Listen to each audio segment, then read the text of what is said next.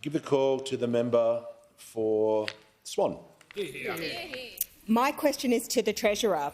Why is the safeguard mechanism the preferred model for business and investors? Give the call to the Treasurer.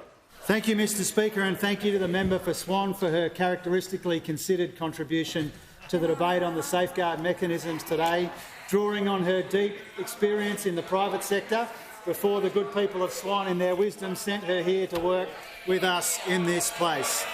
Mr Speaker, the safeguard mechanism is all about cleaner, cheaper, more reliable, increasingly renewable energy, which is all about creating new jobs and new industries at the same time as we maximise our areas of traditional economic strength.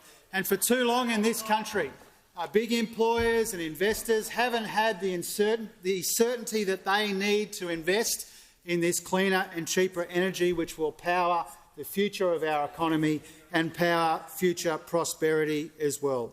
The energy transition is absolutely critical to the future of our economy. That's something that we recognise, the member for Swan certainly recognises, and the business community recognises as well. And that's why it beggars belief that those opposite the so-called party of business, as the member for Parramatta said a moment ago, are voting against their own safeguard mechanism for base political reasons. And they do this in the face of overwhelming— Order. The Treasurer resume his seat.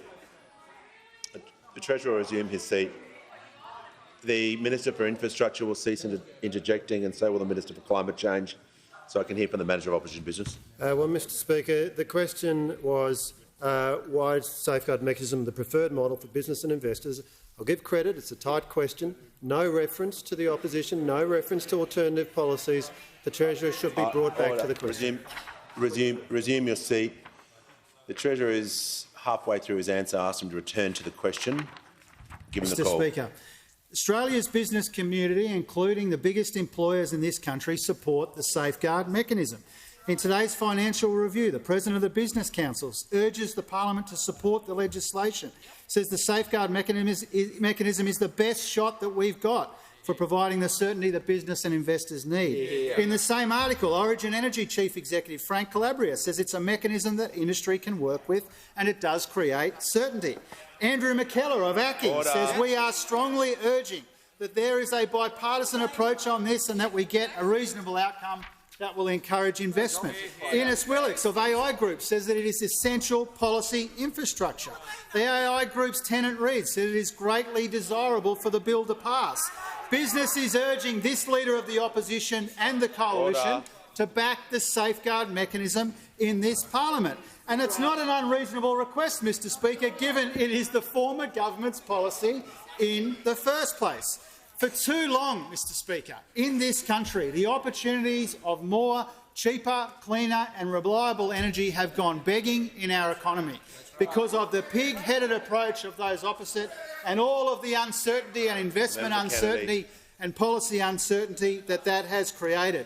This Leader of the Opposition is proving that he is more negative than Tony Abbott, more divisive than the member for Cook, and he's showing that both of them, all of them, are willing to trash the reputation of those opposite as being the party of business. If those opposite vote against this legislation, they're voting against cleaner and cheaper energy and the future prosperity that